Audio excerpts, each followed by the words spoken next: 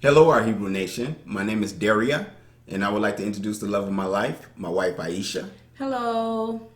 We've been married for 14 years, and we are the founders of the Hebrew Israelites Recommence organization. We have been commissioned by the Most High Yah to galvanize His Hebrew people in preparation for our exodus. We're going back to our home nation, y'all, Israel. All right. Okay. So, as my husband just said, we are the Hebrew Israelite Recommence organization. And we have a lesson. As you all know, I like to get right into the title of the lesson today.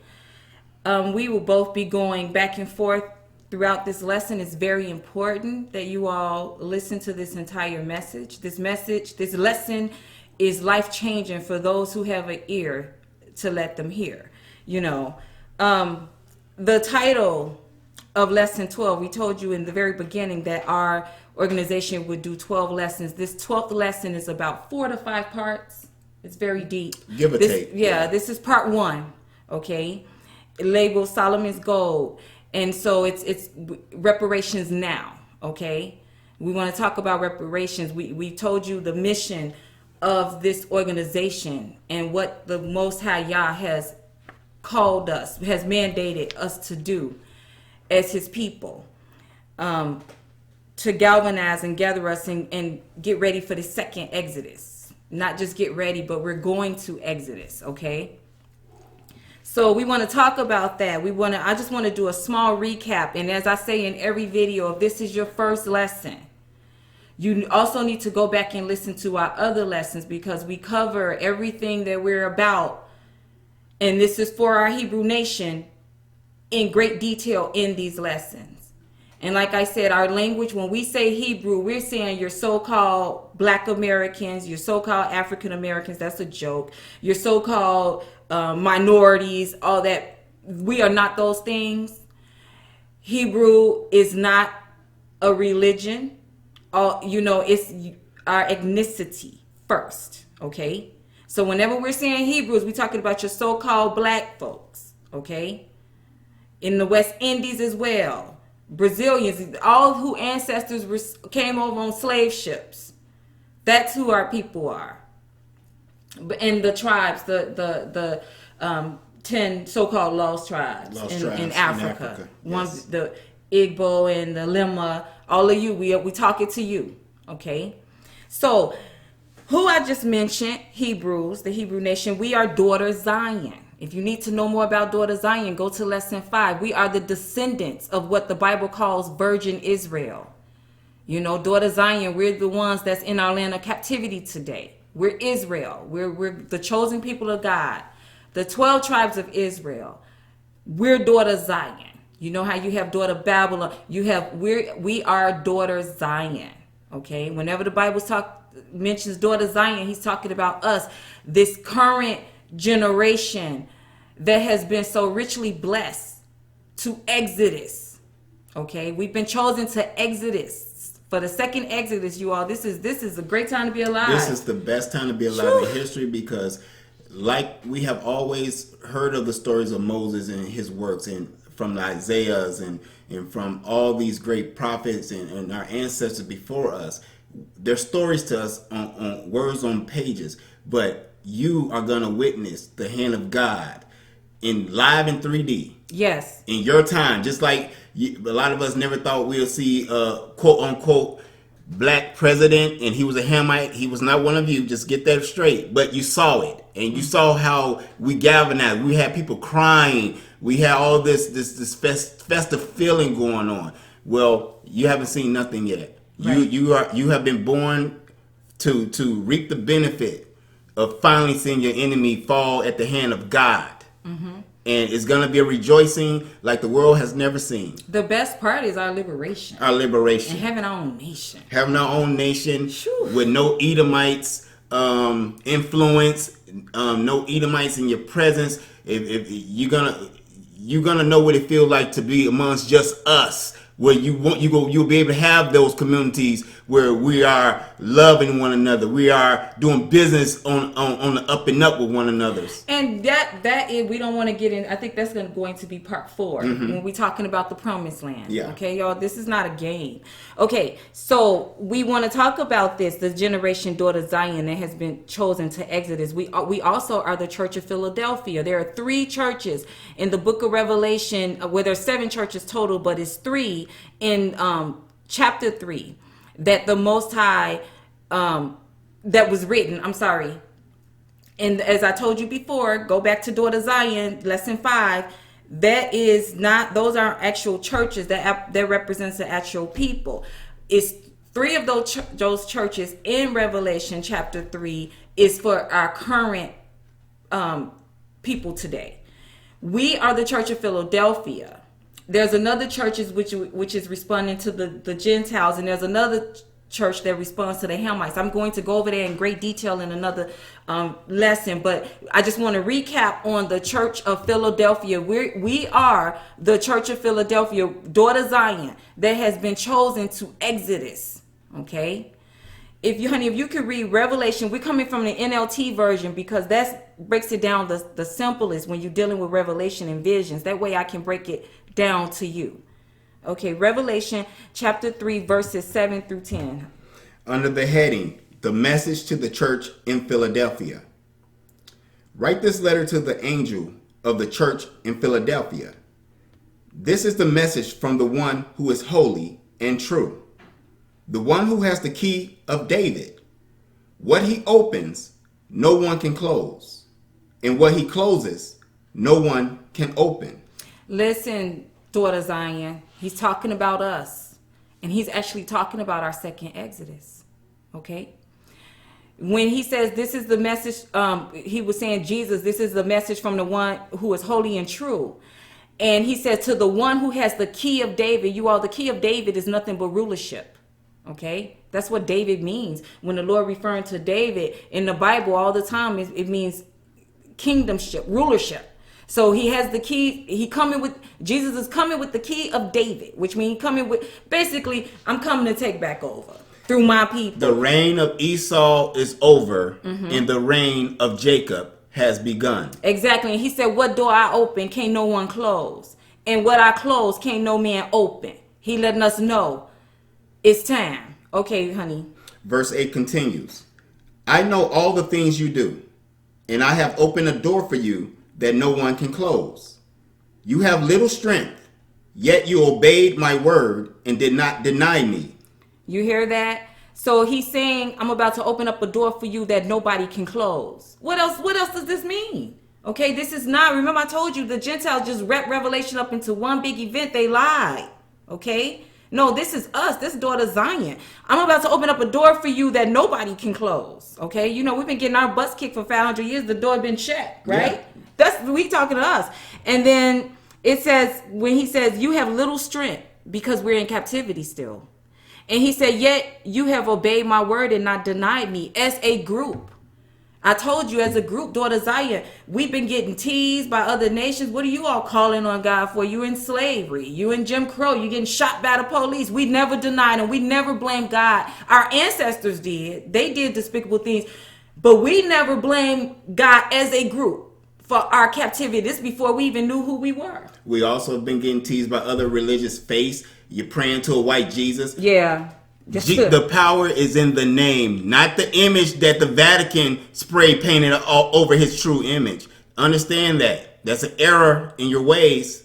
Yes, you know, because if you leave the authority up to Esau, I mean, in 100 years, Martin Luther King will be white. Malcolm X will be white. Right. They're going to change the image to them, but that doesn't make it true. Right. That don't mean Martin Luther King and Malcolm X didn't exist just because they made them white. So stop being silly. And if they were to do that 100 years from now, which they're not, because they're not going to be here, but if that was to be the case, not being rulership, but if that was to be the case, you won't be here to tell the people that's a lie. Right.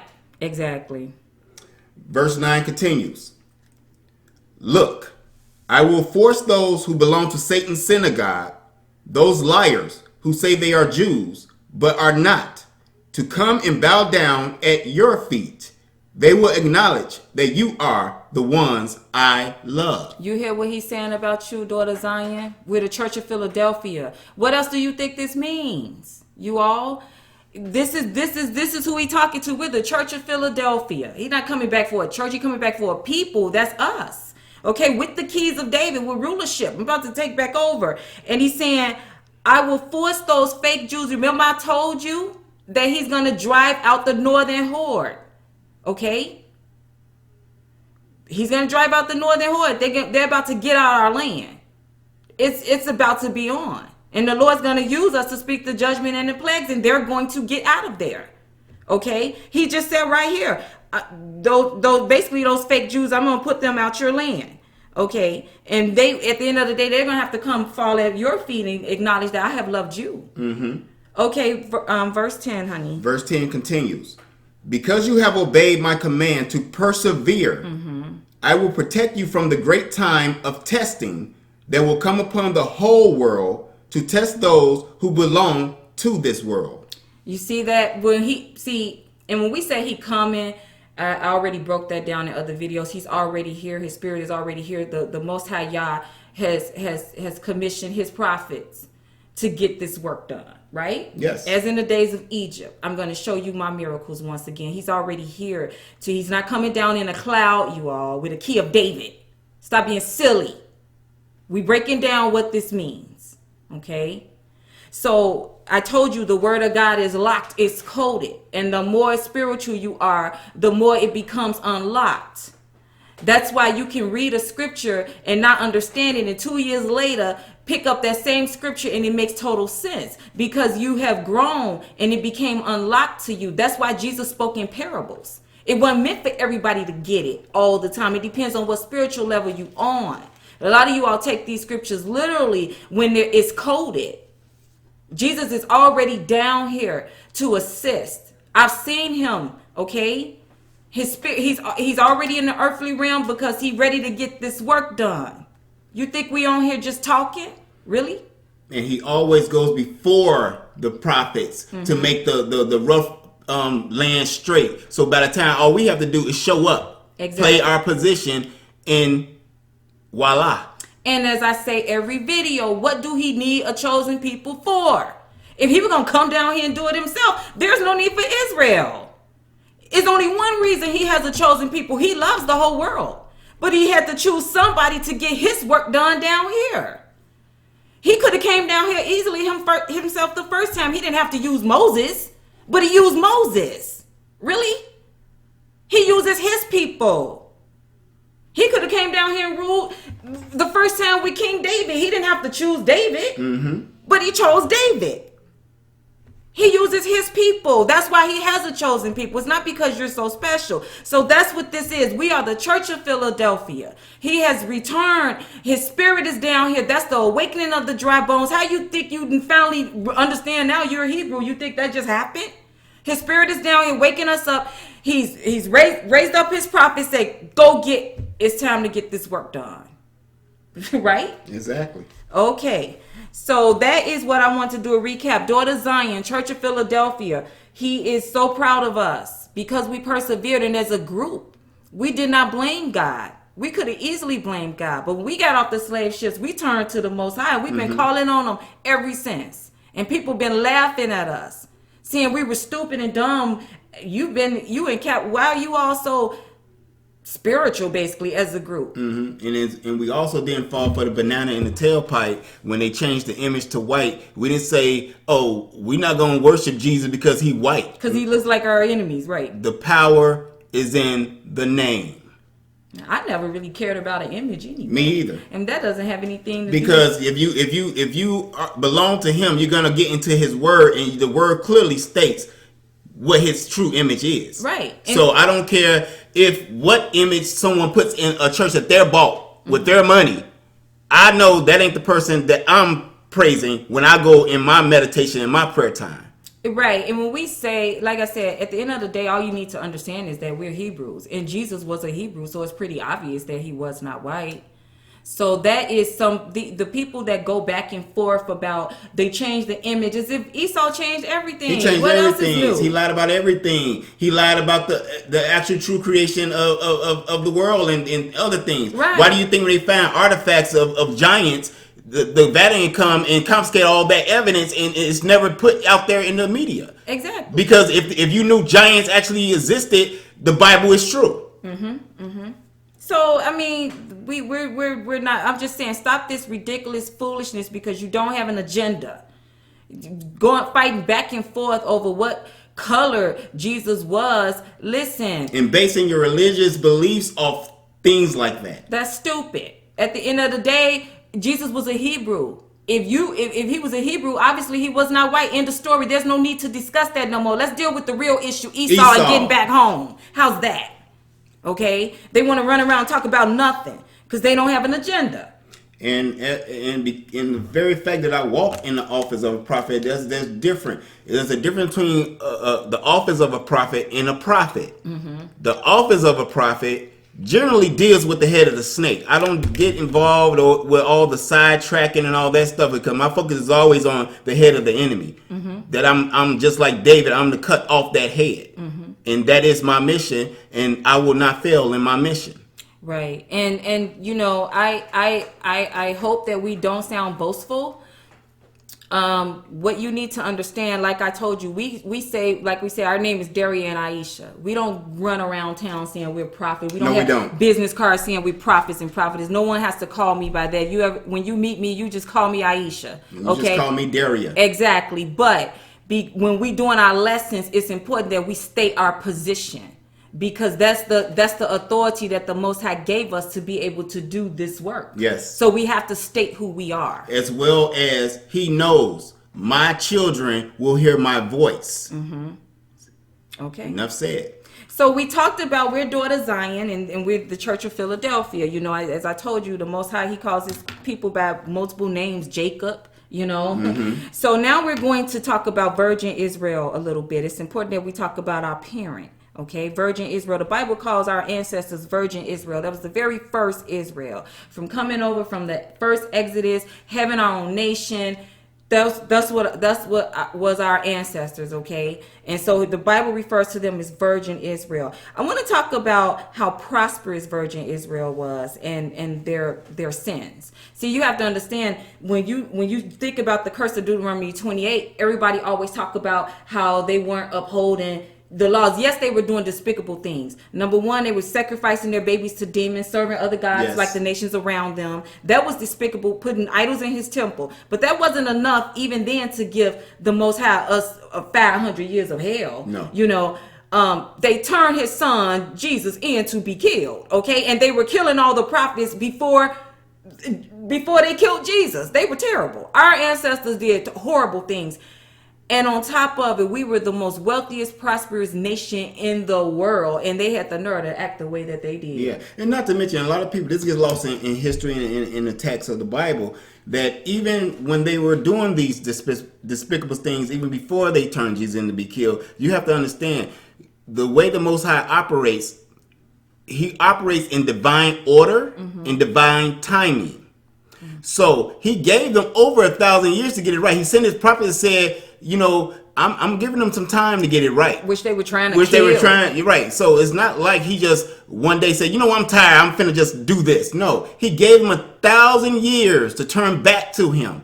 And when that divine order and divine timeline is up and you didn't do what he suggested that you do, guess what? Now he has to judge you. And he knew that daughter Zion would be different.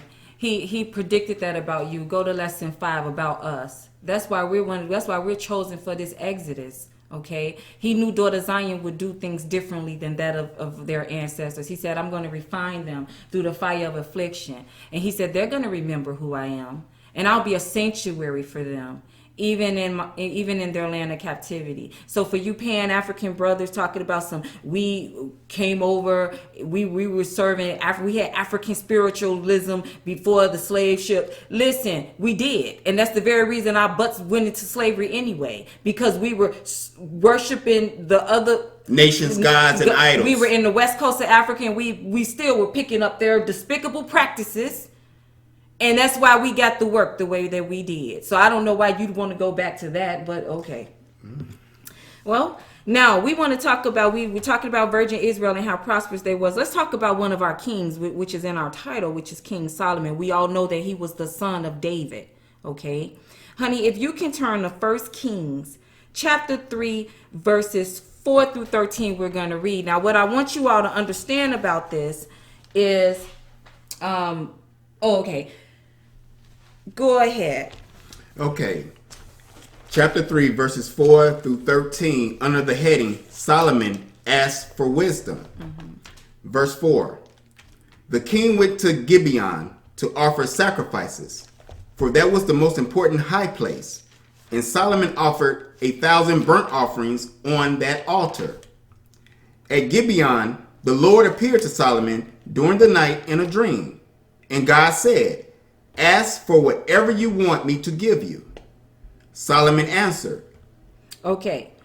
So the Lord appeared to King Solomon was just took over the throne. His King David had passed away, I think, at this time. Yes. And King Solomon was now the king, and he was only about 16. So he's a young man. So the Lord appeared to him in a vision and said, as I was with your father, I'm going to be with you. What can I do for you? And this is Solomon's answer.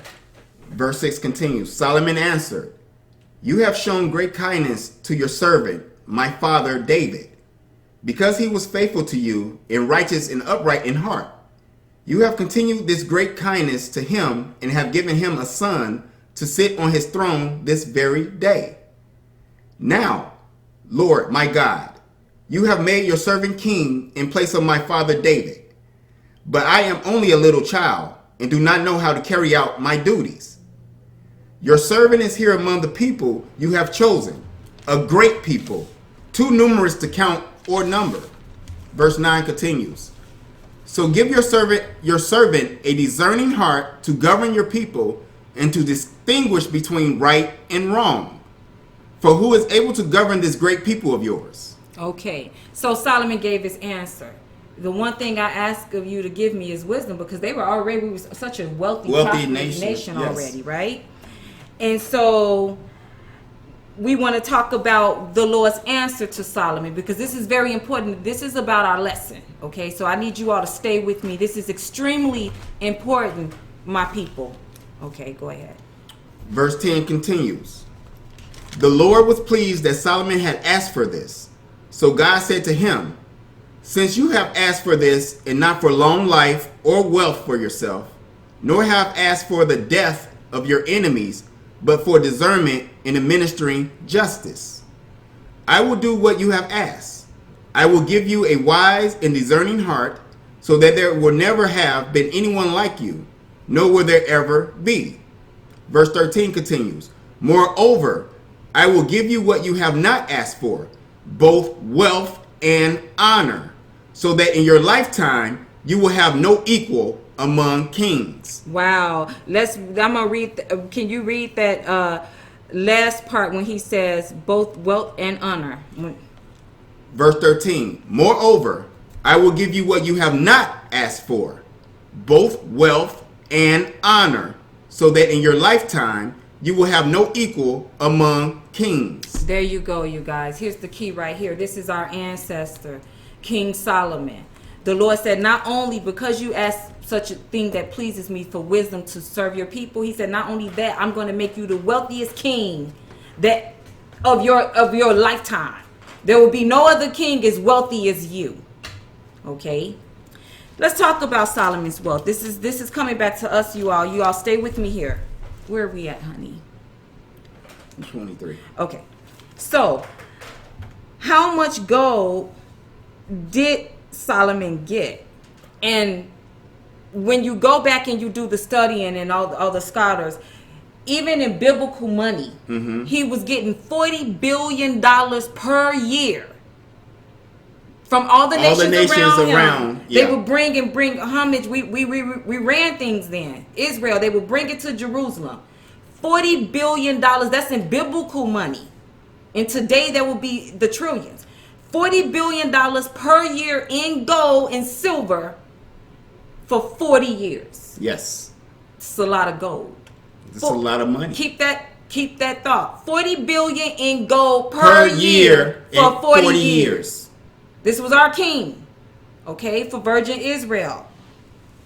Now what we want to talk about is what happened to this gold. Okay, we know Solomon passed on and everything. What happened to all this gold? If Solomon was getting $40 billion per year in gold from all the nations for 40 years, not to mention King David was wealthy. He had gold, and said, what happened to all this gold? We want to talk about that. Yeah, we want to talk about that today. Let's find out, because you know what? Nothing escapes the Most High. You know, He keeps track of everything. Honey, if you can turn to Job, he told us exactly where it went. Man, this is our king. We had the nation of Israel, Virgin Israel, our ancestors. King Solomon was the richest king that ever lived in that time. He got $40 billion in gold, not paper money, $40 billion in gold per year for 40 years, on top of what King David already had. Exactly. Okay. So now we want to talk about, where did this gold go? Because if we had all this gold, I mean, did they spend it? You know, right. Where's this gold at for Israel? Let's talk about that, because the Most High makes it very clear. If you can turn to Joel chapter 3, verses 2 through 6. This is where the Most High, that's why he did say this 1,000 years ago. He let us know what happened to Solomon's gold. Under the heading, the nations judged. Verse 2. I will gather all nations and bring them down to the valley of Jehoshaphat. There I will put them on trial for what they did to my inheritance, my people Israel, because they scattered my people among the nations and divided up my land. Okay, so he's talking to some nations here, right? And he's saying, these people, I'm going to bring you down. The valley of Jehoshaphat is nothing but the valley of judgment. That's just judgment. He's not coming down here with a gavel, you all. He's going to use his people to speak the judgment and plagues, okay? And I'm going to put them on trial. So they're about to get this work because they scattered my people among the nations. So the people that were scattered among the nations is called who? Daughter Zion. Virgin Israel wasn't scattered around the nations. We were, okay? They cast lot for my people and traded. So basically they sold us into slavery. Okay, now he's talking to these people who scattered his people among the nations. Remember, my first question was, where was Solomon's gold? What happened to all the wealth we had, right? Okay, so can you go to read verse 4? Verse 4 continues. Now what have you against me, Tyre and Sidon, and all you regions of Philistia? Are you repaying me for something I have done? If you are paying me back, I will swiftly and speedily return on your own heads what you have done. You see that? He's saying, I'm about to pay these. Let's talk about these nations that he's going to pay back, because one of the reasons that he's going to pay them back is because what did they do? Oh, wait, I'm sorry about that. Let me explain these nations to you. When he said, I'm going to bring you down to the valley of judgment because you sold my people and scattered them among the nations, they're about to get this work. Okay, he's saying, I'm going to ask them, what do you have against me? Remember, I told you we going to the before the European nations, we'll talk about that. Tyre, now ancient Tyre, I told you, Esau just always changed his name, is the birthplace of Europa, which Europe is named after him. Okay, so that's Europe, Tyre. Sidon, he said, now what do you have against me, Europe? What do you have against me, Sidon? Sidon is the Greeks. Isn't that a European nation? Those white people. Philistia, the people of Philistia were Indo-European sea people, also Greek. Remember I told you, go back to lesson 3 where Esau merged with the Gentiles. Okay. Mm-hmm. So far he talking to Europeans, Greeks, right? Mm-hmm. White people. I don't see any other nations here. This is who he's saying, what you have against me? That you took my people and scattered daughter Zion, because we were scattered, not Israel, not Virgin Israel. What did he say they did in verse 5 that these nations did? What he said Europe and Greek and Rome all these did. Other nations colluded to do. What did Verse they do? 5 continues. For you took my silver and my gold and carried off my finest treasures to your temples. Can you read that one more time? He's saying Tyre, Sidon, and Philistia, which is nothing but Greece, Europe, the European nations, and Rome. Like I said, Tyre is just the birthplace of Europa, which Europe was named after him. Okay, so he's saying that these European nations did what in verse 5? For you took my silver and my gold and carried off my finest treasures to your temples. Oh, there you go. There you go. Remember, let's go back to the question I asked. I said Solomon got $40 billion. This was in biblical money. $40 billion Per year. For 40 years that he was on the throne. Of gold. And he said, according to the Most High, in Joel, he says that that basically Europe, Greek, Rome took my silver and my gold. And they did something else. And then they carry off the finest treasures to their temples. Can somebody say Vatican? The Vatican? Can somebody say Vatican? Wow. Okay. He said I'm going to smoke Esau out, didn't he? Yeah. And then we're going to go over there the next. Okay. So let's finish up with number 6. Verse 6 continues. You sold the people of Judah and Jerusalem to the Greeks, that you might send them far from their homeland. There you go. Okay. He's saying, who scattered my people among the nations and sold my people? He said, you went to my temple. So far, we do understand. You got to understand, in 70 AD, Rome surrounded Jerusalem. Okay, that was the remnant of Israel standing, and they sectioned them off, and that's when our people were starving and eating each other. That's what you read in Deuteronomy 28 when he said you're going to be right. Mm-hmm. But don't you wonder why? You know they hate us and they want our blood, but why would they just section us off for 2 years like that? That seemed kind of thirsty, right? Yeah. All that gold. They have to strategize how we're gonna not only get them out of the land, but we have to build up enough wheelbarrows or however transportation to get all this gold. Because they destroyed Jerusalem. You think they destroyed the gold with it? They did not. Didn't I just read to you? He said, he made it very clear what nations did what. He said these European nations, they came and took. What does it say in verse 5 again? Verse 5. For you took my silver and my gold, right, and carried off my finest treasures to your temples. There you go. He let us know who took Jerusalem, who took Solomon's wealth. Okay. So don't be feeling sorry when the judgment of God comes down on these people. And if you don't believe it, okay, I want you to, we want to talk about modern terms, because maybe, let's just say for instance, maybe our people, you guys can be hard-headed sometimes. I love you. But maybe, just maybe, Solomon gold gone. And that's a long time ago. So maybe, it's not there no more. So we're going to bring it up to modern times. We're going to find out where this gold, does this gold really exist? I mean, after all, that was in 70 AD. Maybe they just spent it all. Yeah, right? Maybe they spent it. Maybe it was lost in travel in the sea and everything is sunk to the bottom when ships went down. You hear stories like that all the time of the pirates. Yeah, they supposedly don't have any gold to bet. They're supposed to be in debt, right? So yeah, they're supposed to be in debt. Supposedly not have any gold. So maybe they don't have this gold. But according to Karen Hudis, they do. Okay, honey, if you want to talk about her a little bit. Mm-hmm. Just a background. Who is Karen Hudis? Karen Hudis is a former World Bank lawyer from 1986 to 2007, where she worked as a lawyer at the World Bank. She studied law at Yale and economics at the University of Amsterdam. Today, Karen is a whistleblower along with others who are now speaking out in regards to secret deals made inside the World Bank to hide the gold, the wealth of the Hebrews.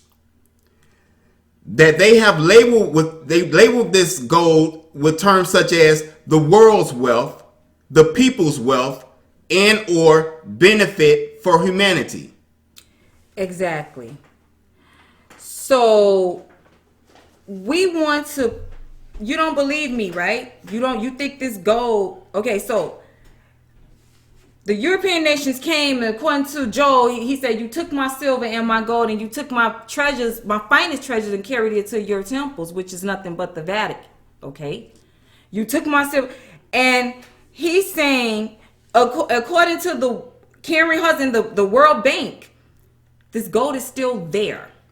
When they came and took it, today it's I think it's 1 million metric tons. It's more than that, actually. It's more than that, but she only worked at the World Bank from 1986 to 2007, so she's only speaking of what she knows of. She says she knows of 1 million metric tons, which is 1 million tons of gold that is being held and cloaked in secrecy in collusion with, she only mentioned the Philippines, the Union Bank of Switzerland, and there's other banks around the world. But I tell you, and if you don't believe me, can you play that clip? Yeah, we're going to play this clip so you can hear it out the horse's mouth for yourself, and we'll be right back. So the gold, explain now that this gold, how is it the people's gold? How did this gold come into existence, and why is it belong to the people?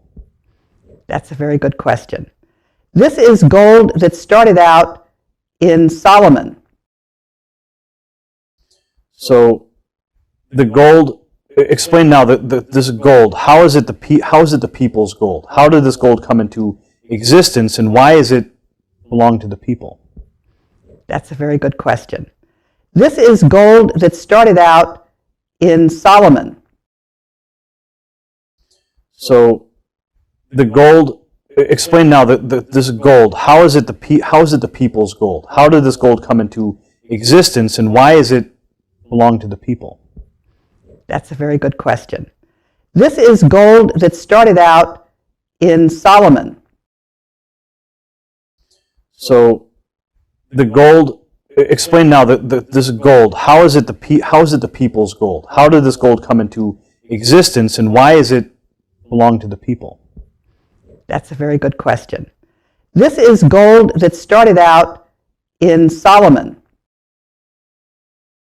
So the gold, explain now that this gold, how is it the people's gold? How did this gold come into existence, and why is it belong to the people?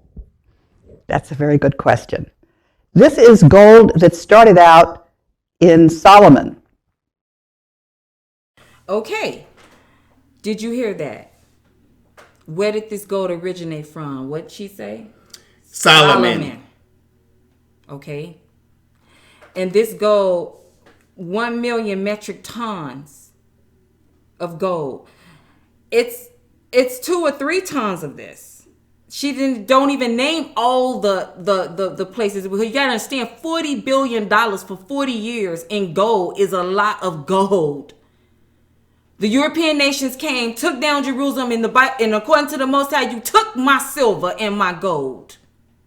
And according to the whistleblower, according to the World Bank, they're hoarding this gold. Yes.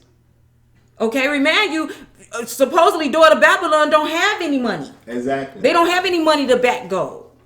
I mean, money back in the gold. They supposedly be in debt. 1 million metric tons is 64 trillion, 200 billion in gold. That's Solomon's gold. And that's only 1 ton. Okay?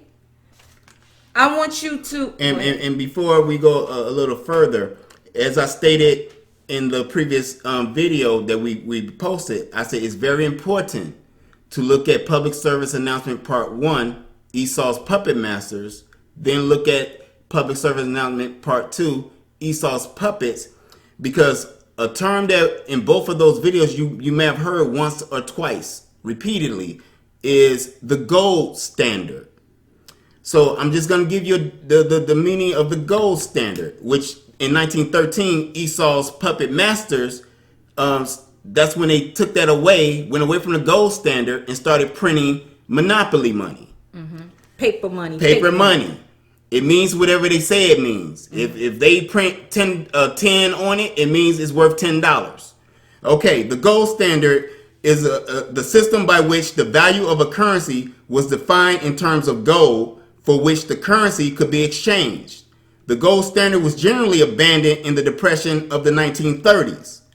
Gold is the best, most reliable, or most prestigious thing of its type. It's real money.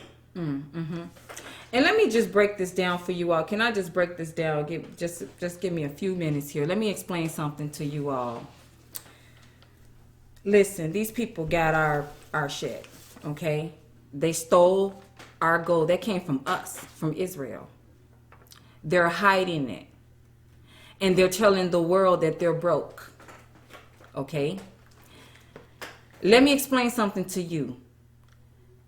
The European nations have no such thing as a democracy, okay? You all run around talk about the Illuminati and all these secret societies. Let me just break this all down because all those words don't do anything but confuse anybody. I'm gonna break this down real quick for you right now. The European nations, the so-called Western world, is not a democracy. No one votes. That's just a front face, just like their fake paper money. That's not backed by gold. There are 7 or 8 royal families. This Bloodline families. European nations have always been a monarchy. They just haven't been out front. They put the democracy as a front face. All the presidents are just Muppets. These 7 royal families, blood royal families, are the ones that's hoarding our gold. And they give them the people paper money. Even Esau. So even going for the top 1%, they don't really have any money. No. It's not, if your money's not backed by gold, the royal families are keeping the gold, and then they're giving out paper money. Yeah. Monopoly money. And charging interest so they can make more money, which they're gonna buy and invest in more real money, the gold. And what does this have to do with us? That's our money. That's our gold.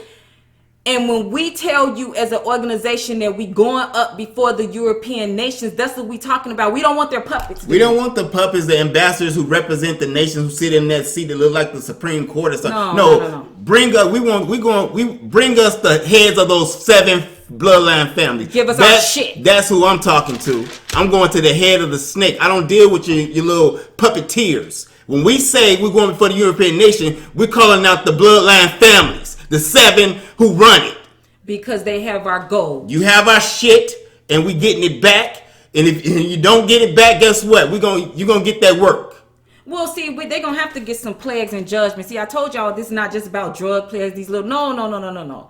They're gonna have to get the judgment and plagues just for us to smoke them out. Right. Because they're gonna try and lie and say we're $1 trillion in debt. We don't have. Okay. You want to play that? You want to go there? And let me say this, my brothers and sisters. And I'm not going to give you the definitions, but I put this on you to look this up. There's a great difference between a plague and karma. Mm-hmm. We have a lot of our YouTubers who saying, look, they're being plagued with this. A story like a tree that grew in Virginia, the sap will touch their skin and the sun hit it, and now they have 3rd and 4th degree burns. Mm-hmm. That's karma. That's not a plague. Mm-hmm. When you have that's not judgment either. When you have a dog lick a face, Edomite's face, and now they have all these diseases and sicknesses, that's karma. Because we all know what some of these people have done to dogs behind closed doors. That's karma. A plague is continuous. Those are things that has happened here, there, in spots. A plague is continuous and will not stop, will not cease. So you have not seen a plague until you see the ones that's on its way. Right, which is going to be the judgment. That's what he means when it's time to bring you down to the valley of judgment. Okay. He's gonna the hand of God is gonna show you in real 3D time what a plague looks like. Right. Because they're gonna have to get their work. It's not like that they're gonna let us go up there and no. And we don't want your Muppets. Right. Okay. So deliver us the heads of the 7 bloodline families, and you're gonna give us our stuff. And if you think we just spewing rhetoric, because we got so many doubters. Yeah. Oh my God. And listen, I know that's hard for you to believe, with all due respect, but that's why God didn't call you to do it. Okay. But as the prophet and the prophetess, we need your support. No, you don't believe it, okay? You better start. We're on the front line. My husband is leading the charge. as the servant of the Lord. We were born to do this. Okay? This is not something we jumped up and volunteered for. This is not even something you chosen to do. As I keep saying, this is something that you born to do. Let's back this up with some scripture. We said we are going before the UN, and we need to talk to the 7 royal families who got our shit. Okay? The Bible makes it clear they took our silver and our gold. That's Solomon's gold. Okay? While they have us in captivity, shooting us in the street and telling us we don't have anything. Really? And that's the gold that's going back on planes and ships with us. When the Lord kicked them out our land, that he's going to use us to speak those judgment and plagues. And what is my wife is saying, and we're going to show that interview that Karen Hudis did in its entirety at the end of this video, but she gave a great analogy. So we can I'm gonna repeat her analogy to you so you understand what does this actually mean for our Hebrew people today. Karen's analogy: suppose you were an heir, and the person who was supposed to handle the will was taking the money you had inherited and was not giving it to you. And so you had to go hand to mouth, and you were very rich the whole time. And that's us. That's us. That's what the European nation and the 7 bloodline families did.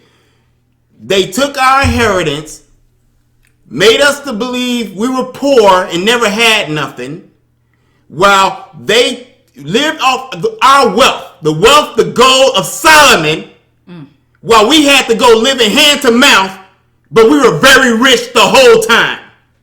In our sleep that was caused by our forefathers, but now that we're awake, it's time to go get hey, Daddy said, go get it.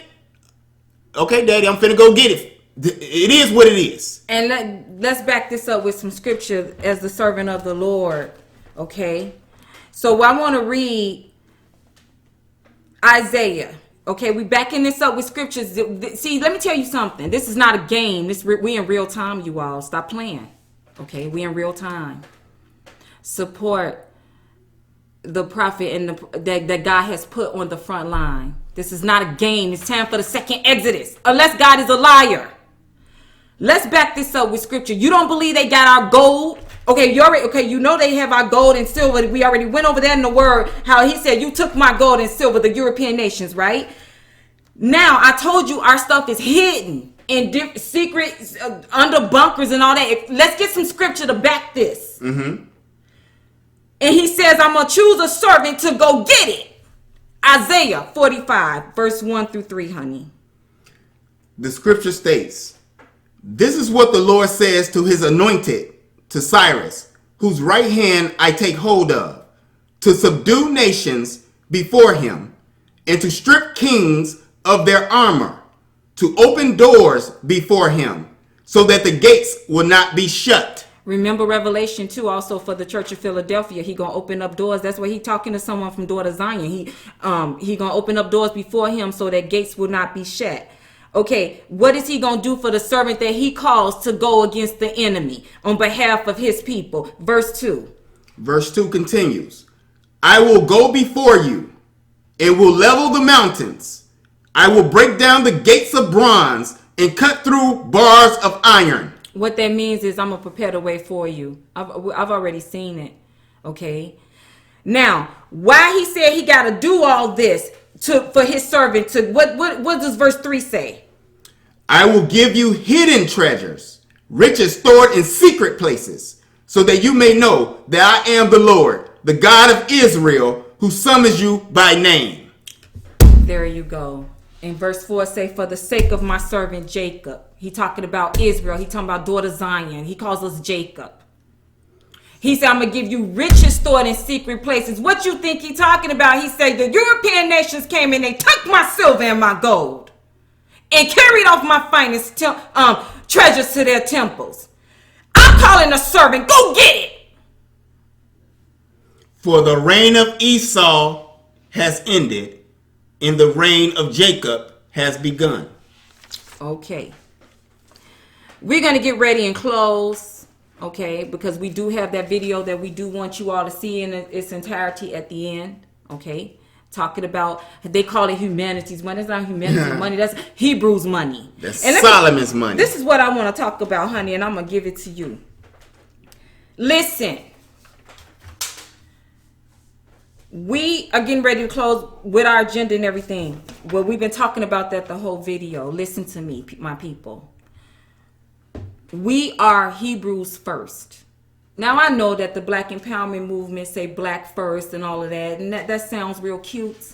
But the black, what the hell is black? I have a handbag. My handbag I carry, my Coach purse is black. What does that mean?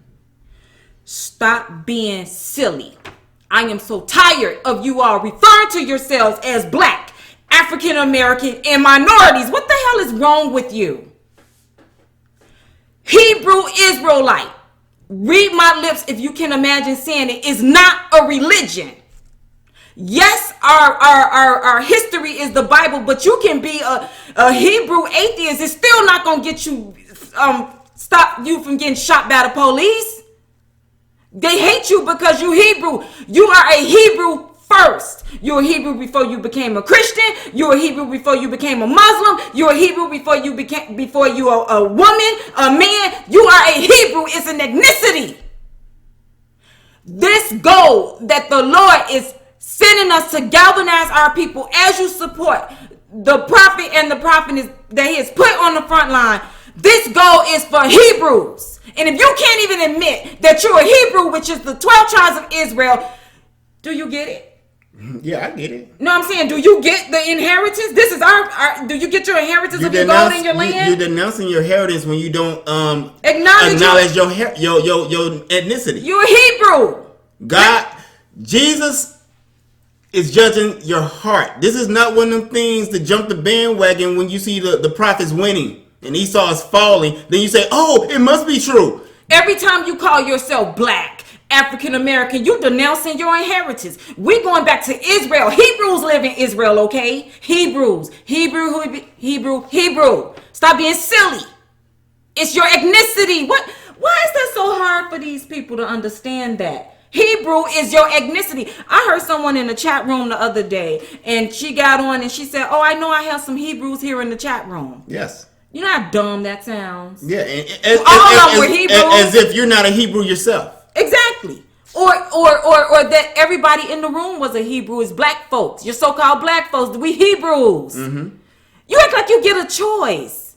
The Muslims think, oh, you got Muslim and you have Hebrews. Oh my God. Listen, if you cannot claim your ethnicity, you can't take claim to your inheritance. Now that's just fact.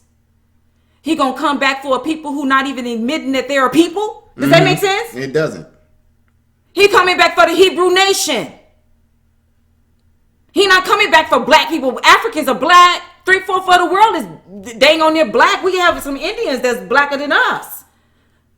Okay? That's in the work in the Baskin Robbins and Dunkin' Donuts, with all due respect. Okay, honey. Okay, and I just want to send out a special message to my Muslim brothers and sisters, and understand this. I say this in love. God wants all his precious children to come back to him and to worship him in spirit and in truth. Jesus states in scripture, John 14:6, under the heading, Jesus, the way to the Father, in response to Thomas asking Jesus that they didn't know where he was going, so how could they know the way? Jesus answered Thomas by saying, I am the way and the truth and the life. No one comes to the Father except through me. If you really know me, you will know my Father as well. Again, now I'm no Muslim. I do have some family members who practice the faith. But if you haven't accepted Jesus to be the Son of God, the Father of the Son of God, the Father of the Most High, you have no birthright, nor inheritance, nor the kingdom of heaven. And we're not even saying accepting Jesus Christ as your personal savior, like we say in the Christian faith. That's your personal decision. But you have to acknowledge that the Messiah, Christ Jesus, is the Son of the Most High. You cannot reduce him to a prophet. You're not going. And think about this for a second, because I always ask myself this about the Muslim faith. If the Muslim faith is based off the Quran, why does the leader that you all call the Honorable Minister Louis Farrakhan always speak and quote scriptures from the Holy Bible, yet the faith believe and teaches that Jesus is not the Son of God and that he was just a prophet? You know, I have never seen, and maybe I could be wrong because again, I'm not in the faith, I don't know, but I have never seen Farrakhan when he's doing his lectures or speaks on YouTube quote anything out of the Quran. So just think about that for a second. Why he be quoting out? Why he quoting out the Bible, but you live your faith through the Quran? So with that, I'm finna get ready to close. We're gonna play the interview in its entirety. In closing, I leave you with this message. For the enemy is always lurking, both foreign and domestic, to spread the seeds of division among us. For we all want the same thing for our people, our nation. No one man has the perfect plan. But when the plan is commissioned by the Most High Yah, Elohim, and anointed by his son, the Messiah, Jesus, can one even say that it was a man's plan at all? I love you all. Until next time, shalom. Shalom, family.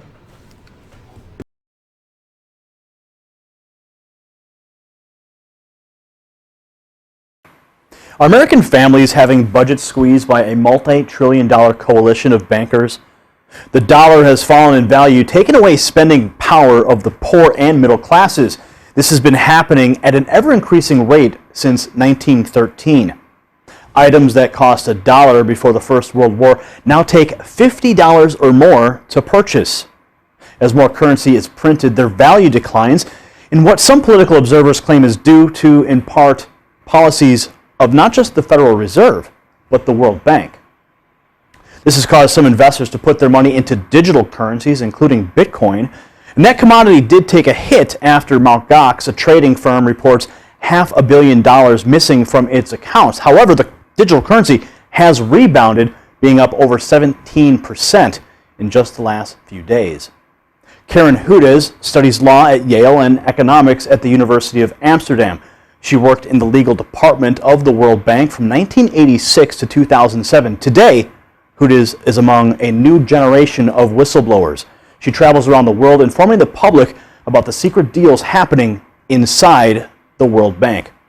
Hudes is our guest on the show today. We're going to talk about monetary policy and how it affects spending power. We're going to talk about Bitcoin and other digital currencies, including the recent trouble at Mt. Gox. We'll also discuss how the crisis in the Ukraine ties into these other issues and what may happen next in Crimea. Welcome to the show, Karen. Thanks for having me, Gary. Glad to be back. All right, so let's talk about money. We got it in our back pocket. We got it in the bank. Some don't have it in the bank. There's digital currencies floating around. What is causing people's spending power to drop? I mentioned the Federal Reserve policies. A lot of people know about the Federal Reserve being a private banking institution. But what about the World Bank? How does that play into the average person's spending power? The World Bank and its sister organization, the International Monetary Fund, are very special organizations. They are sitting on top of the world's wealth, which was put into a secret account, and it has more gold than anybody knows about. And it is cloaked in secrecy. The bankers do not own that money. It's held in benefit for humanity. And the bankers are refusing to release it. Instead, they're trading on it, stealing from every person on this planet. That's what they're doing, illegally. So the money that's being held in the World Bank is held by, well, you say it's held by the people, but the bankers are trading on it. Please elaborate. Okay, the World Bank and the IMF are listed on a special agreement that was signed in 1950 about that. Assets, it's gold. It's more gold than people know about. It's over 1 million metric tons of gold. And the World Bank and the IMF have a special role to play, making sure that that money is spent to the benefit of humanity. So where's the gold? Some people believe that the gold in Fort Knox has disappeared.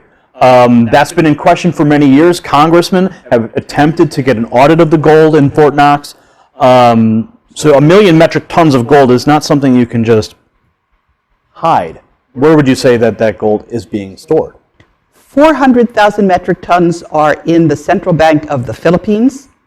There's over 200,000 metric tons in Union Bank of Switzerland. And some of that gold is buried securely in the Philippines as well. Some of it is held in various banks, but the bulk of it is in the Philippines. So the World Bank holds the note on that gold? No.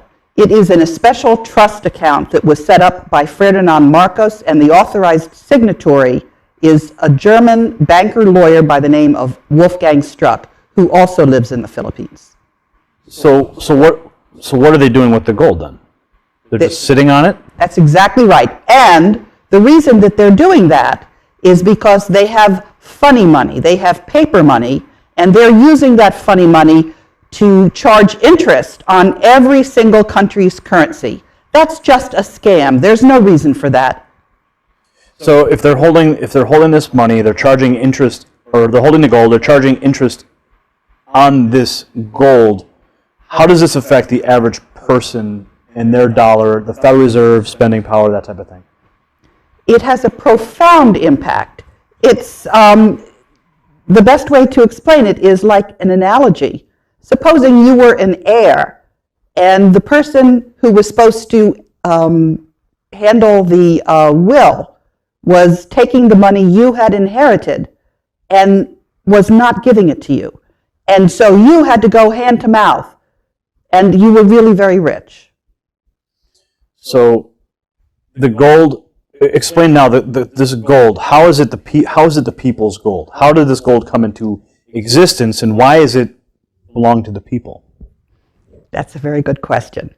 This is gold that started out in Solomon. And then the Spanish conquistadors took the gold from the Aztecs and the Incas. And then between the war, World War I and World War II, a German general named Yamashita went around and he told people that they would be better off giving their gold to him for safekeeping, and he then issued promissory notes which carry interest. Those notes are denominated in gold. There are about $210 trillion worth of them, plus the compounded interest. It's now in the quadrillion of dollars that is owed by these banksters that say we owe them money. No, they're the ones that are the ones in debt. So how do the people get the gold back? If it's their gold and it was taken by these bankers, how do we receive it? That is the question. And they're just sitting there illegally and refusing to relinquish it. Part of the problem is that this gold is cloaked in secrecy. But in the last month, Wolfgang Struck has been publishing all of the documentation. So it's there for people to see. We have the originals. And people just have to make sure that the banks do what they're required to do, which is release the world's wealth. Are the bankers afraid of digital currencies? That is a good question. I believe they are, but there's a lot of mystery surrounding the cryptocurrencies. For example, the chief executive officer of Bitcoin was a young woman in the prime of health, was found dead, presumably by suicide. The value of those currencies fluctuates. So it's a payment system, but I don't think it's a very secure investment, especially just imagine if something should happen to the internet. You would have lost all of your investment. So you mentioned the apparent suicide of one of the executives at a Bitcoin trading firm, which really, I think, does it tie into this recent rash of banker suicides? We recently spoke with Gerald Salente. He had some insight into it. There's a lot of people who think that maybe these bankers maybe know more. Maybe some of them have been murdered, especially the strange suicide of the one banker, 7 shots by a nail gun to his body in his head. It's not a very common way that people choose to commit suicide. So there's certainly some mystery there. Do you think that there's a connection across the board with all these banker suicides? Well, many of these bankers are at J.P. Morgan. Many of them are trading in currency. Many of them knew each other. These are all red flags. I don't have any specific knowledge other than anyone else who's trying to put these pieces of the puzzle together. But one of the things that I have heard, and this certainly ties in with everything I know, is that these bankers understood that there was corruption going on that was tied in with the Vatican. Now, we know that there was a Vatican banker who was found dead some years ago, and there was certainly some controversy there. But with these bankers committing suicide or perhaps being murdered, do you think that they know something that perhaps the way the global economy is heading and they feel there's no hope, or they're being silenced because of the way the global economy is moving? What I believe is going to happen with the global economy is that we're headed not to a difficult situation, but to a wonderful situation, which is that the world's wealth comes out of its cloak of secrecy. And the reason why I'm so optimistic is because of a very powerful, it's called a power transition tool. It is based on political science. It was developed in part at the Defense Department, and a political scientist named Jacek Kugler came to the World Bank with this power transition model in 2004. What this model does is it looks into 3 different things. Who are the players in an issue? Where do the players stand? How powerful are those players? And also, how important is that issue to them? So, for example, assume that the President of the United States would be involved. The President has many things vying for his attention. So you have to try to decide how high on the pile of issues would that be for the President. You have to give numbers. And then the computer, using game theory modeling, will crunch the numbers.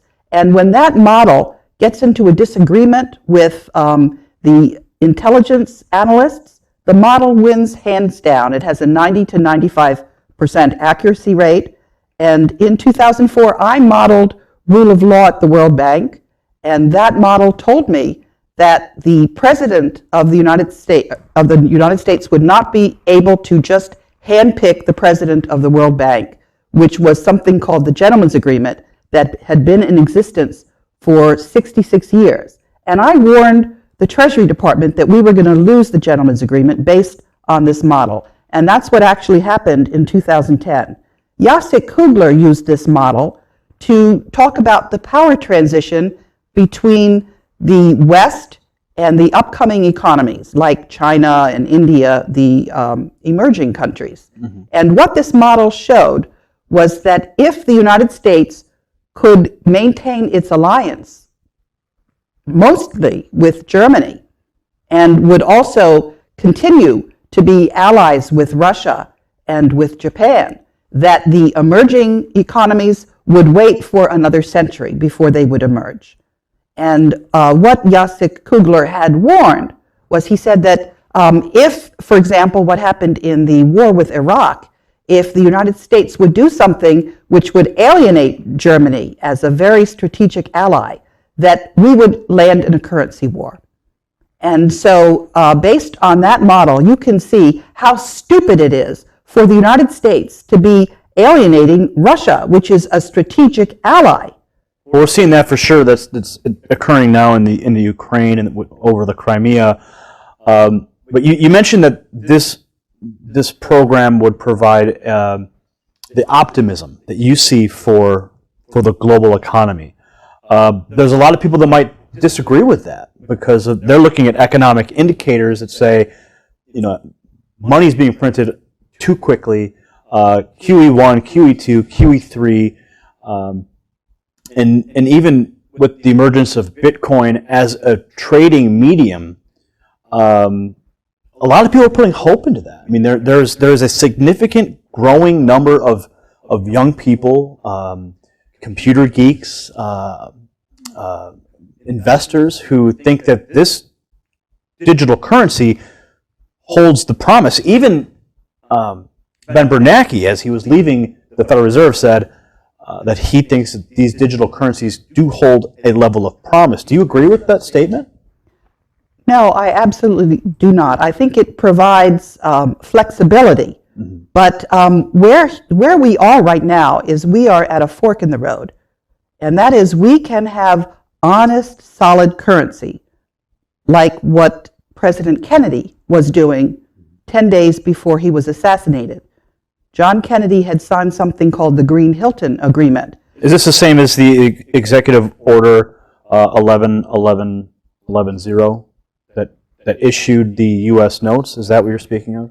Yes, but it also had another proviso to it, and that is this gold that I'm talking about that belongs to all of humanity. John F. Kennedy had arranged that that gold was going to underpin the treasury dollars that were going to be issued. And that's why Kennedy was murdered, because that was going to cut off this boondoggle, this scam that the Federal Reserve has, which is unconstitutional. I was just talking with Professor Antal Fekete, who is the world's foremost monetary economist. And according to Professor Fekete, we are now facing a situation which is very similar to what we had just before we went into the Dark Ages. And that is, the paper currencies are going to crash. Paper currencies always crash. And the indicators for that are they're very frightening. So yes, there is reason to be pessimistic. That is, if we do not do what is being offered to us. We are being offered this gold to underpin U.S. Treasury dollars, which have been printed by John F. Kennedy, and they're sitting uncut in a special trust account, which is held for the benefit of all humanity. We have been offered the opportunity to issue these dollars and underpin them with 170,500 metric tons of gold. And there is no reason not to accept this offer. There's only one reason why you wouldn't accept that offer. That is, if you're a Federal Reserve banker and you want to continue to gouge the Americans with interest on the debt. So who's behind these dollars and the push to bring them to the fore? It should be all of the American citizens and all of our allies and all of humanity, which is served by a stable system underpinned by the rule of law. This is in everybody's interest. Now, you mentioned the Ukraine and Russia and the conflict between East and West. How do you believe that this conflict is going to play out there? Well, that's one of the reasons I'm so grateful to you for having me on the show. It really all depends on whether people understand that the media that is giving them disinformation is owned by the Federal Reserve and this system of control. There are 3 mathematicians at the Federal Institute of Technology in Zurich, Switzerland, that have modeled and looked at what the capital markets are, 43,000 transnational companies, and they found out that there is one system of control that is putting the same directors on the boards of all of these too big to fail banks. They're really one bank. That's why we have the LIBOR scandal. That's why we have gold price manipulations. And it's really up to humanity to realize that they're being hoodwinked, that when they turn on the news and they get the news from the mainstream media, they're just being fed propaganda. What do you make of the recent resignations from the Russian television outlet Russia Today, their American branch? Just recently, one anchor resigned on the air. She said she wouldn't whitewash the state agency, the state news agencies' delivery or reporting of Vladimir Putin. What do you make of those types of resignations, even on the air, is such a dramatic thing to do? I can speak to that because I was interviewed by that broadcaster. And I have been on RTTV 3 times, and I want to say that they were the only ones that were telling the Americans what I am now telling them, NWHD-TV. But you will not see me on the other news. That was just propaganda. That's what that was. That RTTV is giving more news correctly than the mainstream media. And as a matter of fact, if you look at the public opinion polls, Americans are really no longer confident of the news they're getting from their media. Look at what happened in Syria, where they were being told that sarin gas was a reason for them to have a World War III in Syria. This is, I would say that it's highly questionable what happened there. So you were on Abby Martin's program. I believe that's the broadcaster right. you're speaking of. So she's resigned, as so has the other broadcaster name. She escapes me now. So what do you make of their resignation, despite what you said, that the Russian television outlets providing a different point of view, a different perspective inside the American television markets? But for these 2 broadcasters to resign, what does that say of that news agency? What I can tell you is that there is enormous pressure that is brought to bear for anyone who's trying to tell it like it is. I have been a whistleblower telling Americans what is really going on in their country. And it is very, very difficult to do that. But you have to know how important it is. And I would say that it's important for anyone who's listening to the news not to just take it like you're being fed pablum. You have to be discerning. You have to look behind what's going on. It seems to me that those public resignations on the air are highly suspect. So how does the World Bank play into the Crimea situation with the Ukraine? I recently interviewed a gentleman who was in Ukraine, and he spoke to me about the loans that would be brought to Kiev. Kiev is seeking monetary support at this time. How does the money from the World Bank play into Kiev? Where are the strings? What are the strings, if there are any?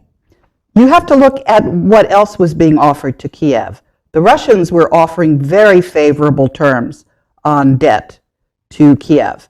So for Kiev to have walked away from that, and certainly when you have an elected official, for there to be thugs to come into the streets and chase an elected official, this is very, very concerning. And many people think that there were mercenaries involved. So I would say that what's going on in the Ukraine is probably a way to distract people from the real story, which is the story that you and I are talking about. If humanity doesn't get its act together on its currency and come up with clean currency, our paper currency is going to crash. We're going to go into something called permanent gold backwardation. Well, I want to talk about that in a minute, but what I really want to understand, because you being at the World Bank, I really want to understand how the money provides the hook to that government. When that government says, yes, World Bank, we're going to take the money from you, what does Kiev owe the World Bank at that point? A lot of people say that what the World Bank has been doing, this is also what Perkins has said, that they're creating a system of debt which holds these countries in a kind of slavery, repaying the terms of the borrowings that they have.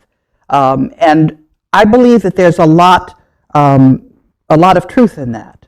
So what you would have to look at is what role should these organizations, including the World Bank, play going forward, especially if there is now sound currency and you don't have to pay interest on the debt, the government debt that you're incurring when you issue your money. That's not a logical system. That's not a system that So should let me ask you continue. then, why then is Kiev seeking monetary aid? What is the need for them to seek monetary aid? How come they can't source their own wealth from within that country? I think that we do not have all the facts about what's going on in the Ukraine. I think what's going on in the Ukraine, as I said, is a way of distracting the world from what we really have to be concerned about. I think that we don't have all the facts on the Ukraine. I think it is just so much smoke and mirrors being trotted out in front of humanity. One of the things, though, that I have heard about in the Ukraine, which we really do need to start looking into, is that people discovered the oldest pyramid on Earth in the Crimea. We need to find out what that is. That is something that I think holds the key to our problems. Certainly a fascinating archaeological discovery. I've looked into that myself. I'm fascinated when we find these new discoveries in the world, and certainly a pyramid of that size really changes the historical context of just history in general as we know it. But we can talk about that at another interview. You mentioned gold backwardation and the importance of gold. So what exactly is gold backwardation, and can you explain this for our viewers? Yes. Just think about what life would be like if you went to the stores and there was nothing to buy in the stores. And all of the goods that you're used to getting, all of the goods just about have a foreign component in them these days.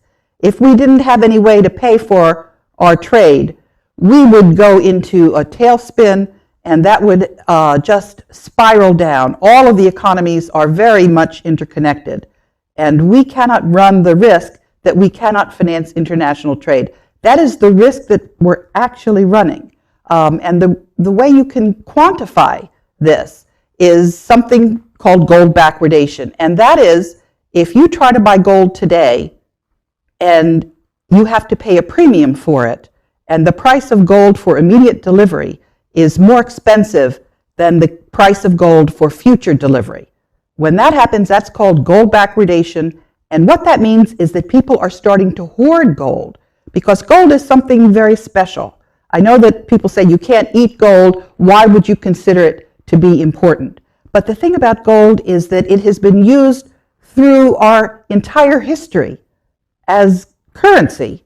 It has maintained its value. It doesn't go up or down. It is the measuring stick that other prices are used to measure against. So when gold goes into backwardation, and there's other things, other measures. For example, when you try to buy gold from COMEX, the amount of gold in COMEX has gone down precipitously. Another issue is that central banks used to lease gold. They're not doing that anymore. They stopped doing that in July.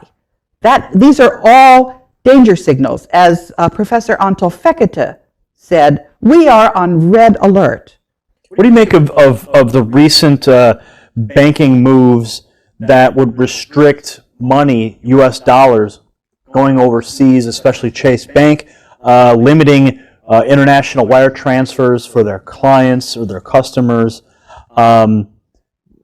These are very troubling changes. People call them capital controls. Should the American people be concerned that the banks are starting to restrict the amount of money that people can withdraw? Absolutely. And what they should also be looking at is they should be looking at the fact that China has downgraded the United States credit rating. They should be looking at the fact that Standard & Poor, when they downgraded the United States credit rating, that was when Eric Holder sued them. This is a very troubling sign. And now there's a fourth credit rating agency, the Universal Credit Rating Group. That's owned by China and Russia and some private investors.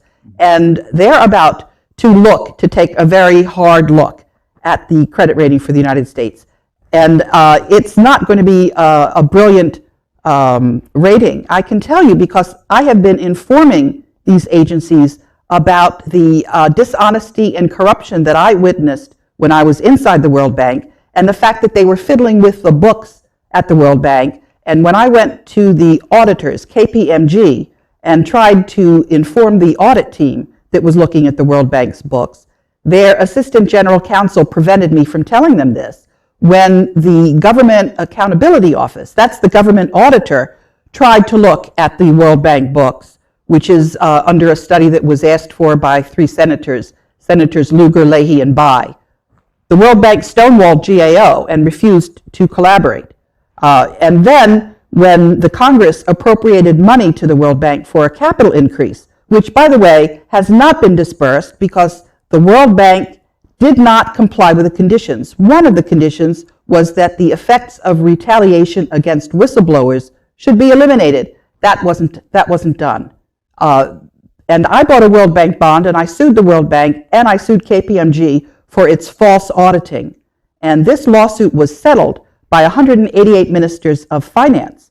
I was reinstated, and I was given a pass to go into the meetings in the spring of 2013. And then the U.S. Secret Service prevented me from going back the second and third day of the meetings. And then Eric Holder sued me. This is something that the credit rating agencies do not like. They also don't like this for the World Bank credit rating when the World Bank financial statements are out of compliance. You cannot punish lawyers who inform a board of fiddling on the books. So you just said Eric Holder sued you. What were the grounds for his case against you? What did he sue you for? They said that it was trespass when I had been reinstated as the acting general counsel. So he sues you for, or did he have you arrested, or? Yes, and then they threw me in jail for criminal trespass. That was ultimately knocked out, that prosecution. But it certainly doesn't bode well for the credit rating of the United States. Now, we often throw around this term economic collapse, dollar collapse, global collapse, economic collapse. And it almost seems like I've been reporting on this pending collapse for years now. And people often might visualize that a collapse is when there's no food on the shelves and there's bread lines everywhere, and the power grid shuts down and there's martial law in the streets. I think people have that perception of what a collapse looks like. Some may even argue that we're in the collapse already, that everything's being artificially propped up and that the dollar's on life support. When we talk about this economic collapse, what really is it? When is it supposed to occur based on all the different economic indicators that we see? You know, we're actually closer, I think, to a renaissance in the United States than we are to an economic collapse. And what it depends on is we're at a fork in the road. And what it depends on is whether the American people understand that we're in a fork in the road and they themselves opt to take the high road. And I can tell you what the high road looks like. And I can also tell you that if we don't take the right fork in the road, we will be in economic collapse and currency war, and it will be worse than anybody can ever imagine. We will go back into the dark ages. But let me tell you why I think we're so close to a renaissance. There's something called Article 5 of the Constitution. That is when 2/3 of the state legislatures asks for a constitutional convention. Why do we need a constitutional convention? Because we actually have a second secret constitution. In 1871, this was secretly put into place.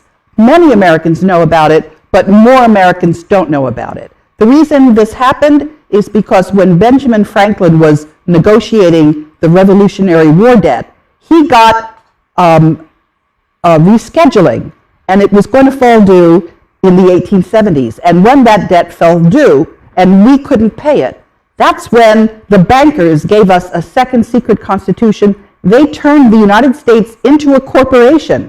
And I can, and I will after this interview, I will give you the study group that was looking at the records in the Carolina Capitol House. around that time. This is really what happened, and people don't know about it. So we need to have a constitutional convention. Why don't we have one? The Congress under the Constitution is required to call a constitutional convention when 2/3 of the state legislatures have asked for it. And 41 state legislatures have asked for a constitutional convention. So all that really has to happen is that the American public has to look into this and be convinced by it. And then we will be in a situation where we can have rule of law. But first they have to understand where they really are. They're in a situation where their tax dollars are not going to pay for their education and budget. Their tax dollars are going to pay interest on this Federal Reserve notes, which shouldn't carry interest. Shalom, my Hebrew Nation.